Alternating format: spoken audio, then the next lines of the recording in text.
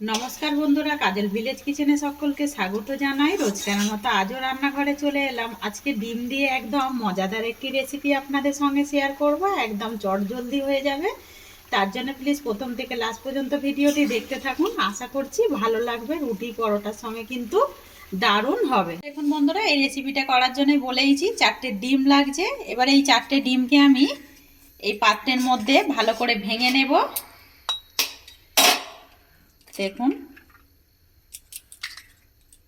যেমনই খেতে ভালো হয়, রুটি পরোটার সঙ্গে কিন্তু বেশ দুর্দান্ত হয়। আর খুবই কিন্তু অল্প সময়ের মধ্যে একেবারে রান্নাটাও কিন্তু হয়ে যায়।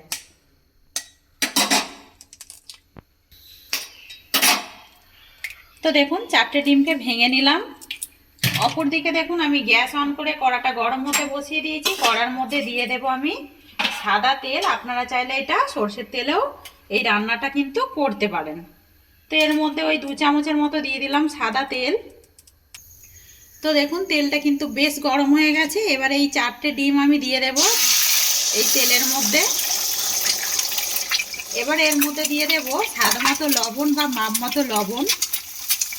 তো লবণটা আপনারা মাপ মতো ব্যবহার করবেন, দিয়ে যটা ডিম অনুযায়ী আপনারা কম বেশিও নিতে পারেন।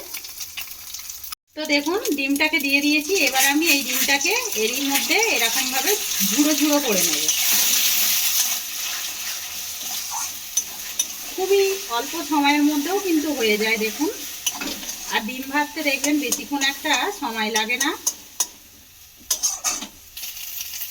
তো দেখুন, ডিমটাকে একদম ভালো করে ভেজে নিয়েছি। এবারে একটা পাত্রের মধ্যে তুলে নেব। এটাকে নামিয়ে নিলাম একটা পাত্রের মধ্যে। অপর দিকে দেখুন, ওই কড়ার মধ্যে দিয়ে দেব আমি আবারও সাদা তেল, ওই 4 চামচের মতো দিয়ে দেব। তো দিয়ে দিলাম 4 চামচ মতো সাদা তেল। তেলের মধ্যে এবারে কিছু ফোড়ন দেব। দিয়ে দেব গোটা জিরে ফোড়ন, দিয়ে দেব গরম মশলা। দেখুন, দালচিনি লবঙ্গ এলাচ দিয়ে দিলাম ফোড়নের জন্য। তো ফোড়নটাকে আমি একটু ভেজে নেব। দেখুন, ফোড়নটা যখন ভাজা হয়ে যাবে, মিষ্টি একটা সুন্দর গন্ধ ছাড়বে, তখন দিয়ে দেবো এর মধ্যে 2টো বড় সাইজের পেঁয়াজ কোচানো। পেঁয়াজটাকে দিয়ে আমি একটু নাড়াচাড়া করে ভাজা ভাজা করে নেব বাদামি রং আসা পর্যন্ত। তো দেখুন, পেঁয়াজটা বেশ কিন্তু রং এসে গেছে, একটা বাদামি রং, আর বেশ অনেকটাই নরম হয়ে গেছে। দেখুন, এই সময় আমি গ্যাসের ফ্লেমটাকে একটু আস্তে করে দেব। এর মধ্যে এবারে কিছু উপকরণ দিয়ে দেব। এর মধ্যে দেখুন, এখানে আগে থেকে আমি আদা রসুন আর 2টো কাঁচা লঙ্কা বেটে রেখেছি। আমি এই আদা রসুন কাঁচা লঙ্কা বাটাটা দিয়ে দেব। তো 1.5 চামচের মতো হবে। দিয়ে আমি পেঁয়াজের সঙ্গে আদা রসুনটাকে একটু ভালো করে কষিয়ে নেব এইভাবে, তাতে করে একটা যে কাঁচা গন্ধ থাকে ওইটা একেবারে চলে যাওয়া পর্যন্ত। তো দেখুন, আদা রসুন আর কাঁচা লঙ্কাটাও বেশ সুন্দরভাবে কষিয়ে নিলাম। এবার আমি এর মধ্যে একটু মশলা ধোয়া ওই 1.5 চামচের মতো জল দিয়ে দেব। এবারে এর মধ্যে কিছু গুঁড়ো মশলা অ্যাড করব, যাতে করে মশলাগুলো না পুড়ে যায়। তো রঙের জন্য দিয়ে দেব হলুদের গুঁড়ো, আর দিয়ে দেবো এর মধ্যে জিরে গুঁড়ো, দিয়ে দিলাম ধনে গুঁড়ো, আর দিয়ে দেব একটু রঙের জন্য কাশ্মীরি লঙ্কার গুঁড়ো। তো আমি যেহেতু কাঁচা লঙ্কা ব্যবহার করেছি, ওই জন্য আর গুঁড়ো লঙ্কা ব্যবহার করলাম না। 1/2 চামচের মতো দিয়ে দিলাম।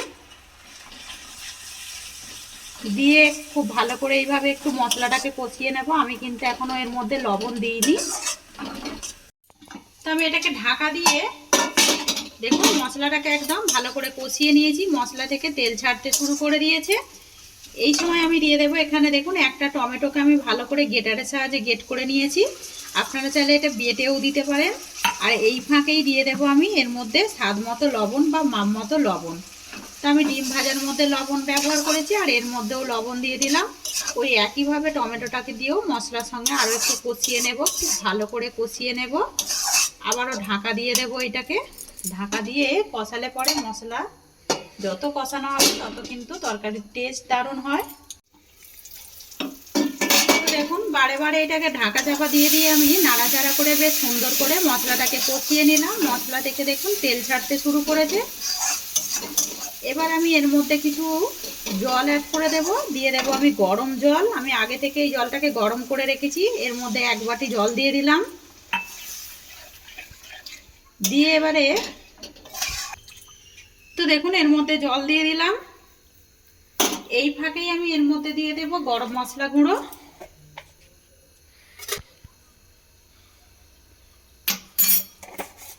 যেহেতু গরম জল দিয়েছি তাই জন্যই আমি এখন গরম মশলার গুঁড়োটা ব্যবহার করে নিলাম। এক্ষুনি এটা ফুটে উঠবে দেখুন। তো দেখুন একদম জলটা কিন্তু মানে গ্রেভিটা একদম ফুটে উঠেছে।